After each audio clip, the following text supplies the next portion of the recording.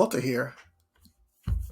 Today is Wonder-Filled Wednesday, so I thought I would do a quick video for you guys to keep ourselves on the path toward flexing our spiritual muscles so that we know who and what we are in truth, so that we're able to live the life that we were destined to live before we took on all the negativity of the world and started dealing with other things that are outside of us.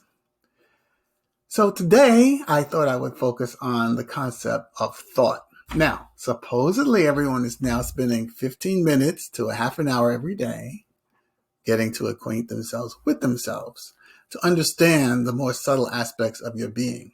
Most people don't do that, as I point out, and they don't even have an idea that they exist or that they're making decisions in their lives. So that exercise is one of the most important things that you can do in spiritual fitness training, is to spend time with yourself. I can't emphasize it enough, so I said it again. But anyway, once you do that, you'll understand and be able to better assess the thoughts that you're having and what they mean in your life.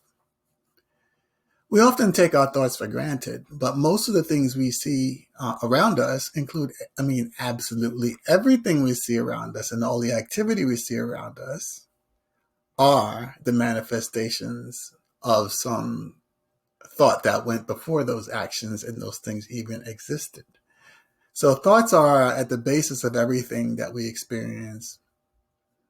And in fact, unless you really only know what you think and what you feel. Outside of that, there's nothing else that exists for you, even as an individual. Give that some thought.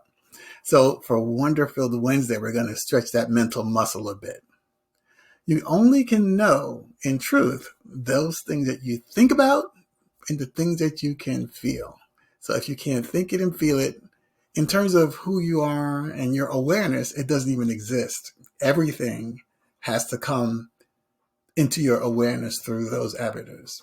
So, and it's so funny that those particular aspects of our being we never spend time with. That's why it's so important to spend that 15 minutes to a half an hour with yourself so that you can become more aware of these subtle aspects of your being and how you're feeling. I did a post in the groups this week from Radhanath Swami, and he did a little piece on the fact that everything that's evidence and all the science that we have out there can only detect thought, but they can't really assess what it is, or how should I say, absolutely identified. It's kind of something that's not seen, is extremely subtle and is below the psychology of our being, actually. So if you get a chance, you can watch that post. It's in the groups. It's in all of the groups, actually. And I just did a quick reference to it here for what we're talking about. And that was the inspiration for part of this talk. Now, so keep in mind that thoughts are things. Now, you may not realize it, but every thought you have is really the first manifestation of where you truly are spiritually. It talks about your thoughts talk about where you actually are aligned and how you are aligned with life itself. So the more you spend time with yourselves and you begin to understand how you feel and what makes you feel better or worse, and the types of thoughts you are having, as you spend time and correlate those occurrences with what's happening in your life, you'll see that everything rhymes. You'll begin to see that the experiences that you have really emanated from that alignment that you had that actually caused you to have certain thoughts, experiences, certain inspirations and aspirations to do different things at different times. So what we're talking about in spiritual fitness training is flexing our spiritual muscle, which is the awareness of this subtle aspect of our being that all spiritual writings essentially are discussing and talking about, so that when we get into these different texts and discussions, we have a better understanding within ourselves of ourselves. Like I said, nothing is really real to you unless you either think it or you experience it. So you have to experience yourself and understand yourself a little bit in order to really leverage up and understand spiritual texts and deeper things that are spiritual, and to really be able to grasp the effect of your thoughts on your life and on others. So that is really something to be wonder filled about, how that happens, how a thought which basically seemingly has no um, anything existence basically other than it's a thought, and yet it impacts everything in the world and everything around us. Everything that was created was first conceived of as a thought.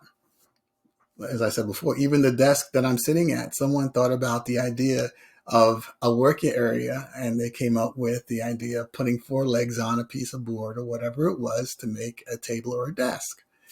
So that's how that came into existence, and I'm using it. I didn't have to think about it. I'm actually leveraging on their original thoughts. People originally thought that you can get a mode of transportation without having to have a horse in the front. We have automobiles. People had ideas about flying like birds. Now we have planes. Those are just basic examples that everyone can see in everyday life. But in fact, the universe itself was created by a very similar way, because don't forget, in the Bible, like I said, in the scriptures we're going to get into, and especially Genesis, it talks about the creative process. And in that, the first thing that was created by the word of God, or the creator, which is kind of a thought. So it's the same process, and we were created in that same image and likeness. And that's what Jesus was telling us, how to understand and use these capabilities that are more subtle in our lives, so that we could be the best that we were created to be, which is what Jesus Christ represented, because Jesus represented, according to the scriptures, the ideal person who was capable in all the ways that we were designed to be. And that's what's called the Christ consciousness. It's an awareness and an alignment with the truth that's within us. We don't often hear about that, but that's why we're here in spiritual fitness training. And that's what this group is about. And that's what we'll be delving into further as I continue to develop materials and have these discussions with you guys. Don't want to prod you along too fast. I want some feedback, comments, and questions are always welcome below these videos. I will post it in our group, probably on the Real Life Spirit page, as well as our new YouTube channel, which automatically posts to the website. So see, I've been doing some of the technical stuff. And even in doing this, I have to have the thoughts to do what I have to do to be in front of you. And I use this format and this forum here on Facebook because it allows each one of us to go about our daily business and catch up when we can. These recordings are here. I always look for them, for your comments, or if you have questions, or you can also direct message me with any questions. And like I said, that helps me also design and develop the additional topics that we would talk about. I do have a curriculum I'm working on right now, and I'm excited to get that rolling.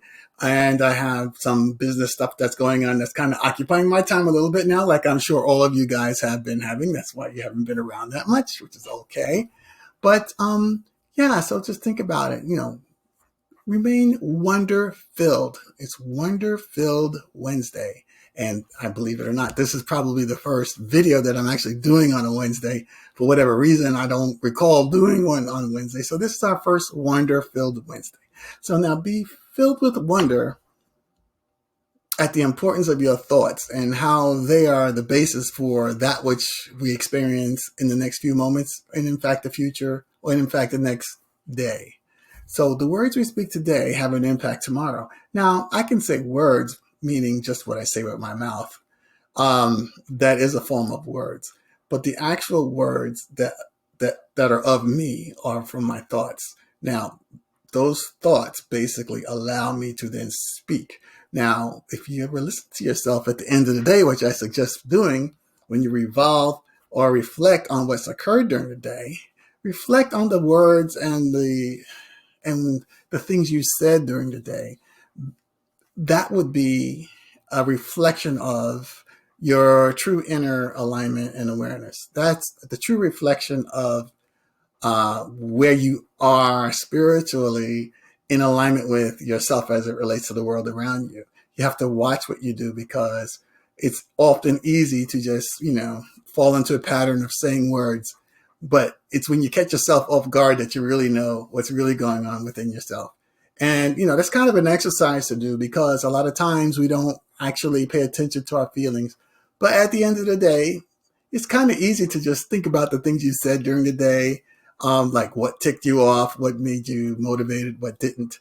Um, it's not a critical exercise, but it does shine light and does give you additional visibility on your alignment. So when you have that knowledge and self awareness, uh, that's kind of getting into a form of mindfulness. That's what allows us to then understand the alignment we have, such that when we spend that 15 minutes to a half an hour with ourselves, we can better understand where it is we're truly coming from. And then we can begin to make the appropriate alignments with the truth so that we know who we are in truth and not what we see around us. We no longer identify with the limitations around us, but we see the truth that was presented within us from the very beginning. And that's the light that we need to shine in our daily life. That's what building your spiritual muscle is about. But to do that, you need to take heed of what it is that's, I guess you could say, emanating from your mouth, that kind of thing, because it's a reflection of your alignment. So we need to start to pay attention to those types of things that, most people don't, but they're not in spiritual fitness with us. But that's why we're here. And it's supposed to be challenging for you. So hopefully you guys are feeling a little bit challenged. I want you to tell me in the comments below how you're doing, what's happening with you and stuff like that. And we'll keep moving. So have a wonderful week. And I'll try to hook up another one of these videos in a day or two. And until then, remember, always be wonder filled. And remember, the thoughts are things. And we'll talk soon. Take care. Have a good evening.